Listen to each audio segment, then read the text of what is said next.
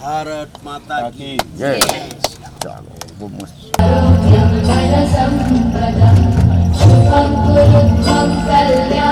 ઓગણત્રીસ જેટલા વિશેષ રથો દ્વારા જનસેવાના ઉદ્દેશ સાથે 14,600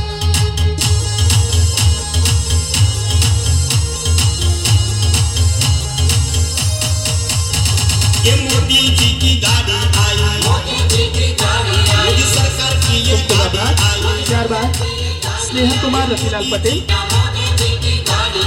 जन जन में विश्वास जगाया मोदी जी की ત્યારબાદ गाड़ी आई, દાહીબેન ધીરુભાઈ પટેલ, ખેતીવાડી શાખાની એજીએમ, मोदी जी की गाड़ी आई।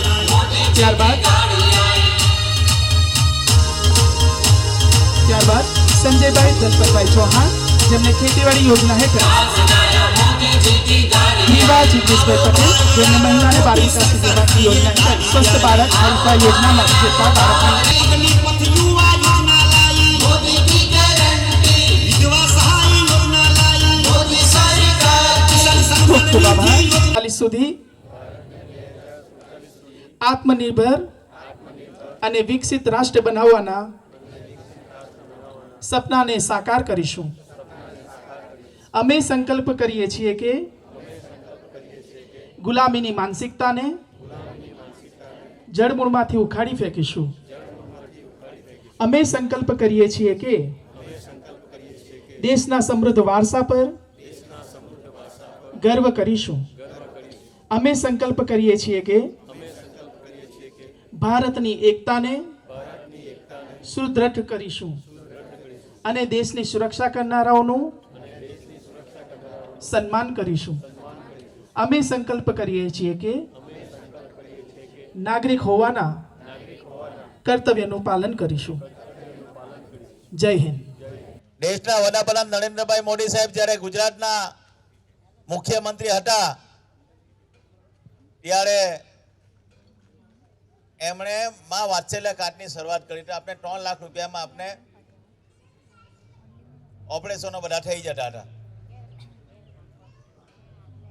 ત્યારે આ દેશના વડાપ્રધાન નરેન્દ્રભાઈ મોદી સાહેબ દેશના વડાપ્રધાન બન્યા પછી જન જન આરોગ્યની ચિંતા કરી હોય તો દેશના વડાપ્રધાન નરેન્દ્રભાઈ મોદી સાહેબે કરી. અને વિશ્વની સૌથી મોટી યોજના, આટલી મોટી વિશ્વની સૌથી મોટી આરોગ્યની યોજના જો હોય તો આ દેશના વડાપ્રધાન નરેન્દ્રભાઈ મોદી સાહેબે આયુષ્માન ભારતની યોજના આપણા ભારતની અંદર લગાવી બચાવે. પણ આ દેશના વડાપ્રધાન નરેન્દ્રભાઈ મોદી સાહેબ ભારતનો એક પણ નાગરિક કોઈની પાસે હાથ ના લંબાવે એટલા માટે એમણે આયુષ્માન ભારતની યોજના લોન્ચ કરી અને ગરીબ પરિવાર સીધો કાર્ડ લઈને હોસ્પિટલમાં પહોંચી જાય. જે હોસ્પિટલની અંદર ભરતભાઈની સારવાર કરે, અરવિંદભાઈની સારવાર જે ડૉક્ટર કરતો હોય એ જ ડૉક્ટર તમારા આયુષ્માન ભારતનો કાર્ડની જે લઈને જાઓ એટલે એ જ ડૉક્ટર તમારી હાર્ટ એટેકની સારવાર કે બધી સારવાર તમારી કરે. અને ઢળાસાથી તમે વલસાડ જાઓ ને તેને આવવા જવાનું ભાડું પણ તમને એ આપે. કે જ્યારે કોરોના કાળની અંદર 2 વર્ષ આપણે કોરોના કાળની અંદર આપણે વિતાવ્યા અને કોરોના કાળની અંદર લાખો ને કરોડો લોકો, દુનિયાના લોકો આ કોરોના કાળની અંદર બધા શિકાર બન્યા.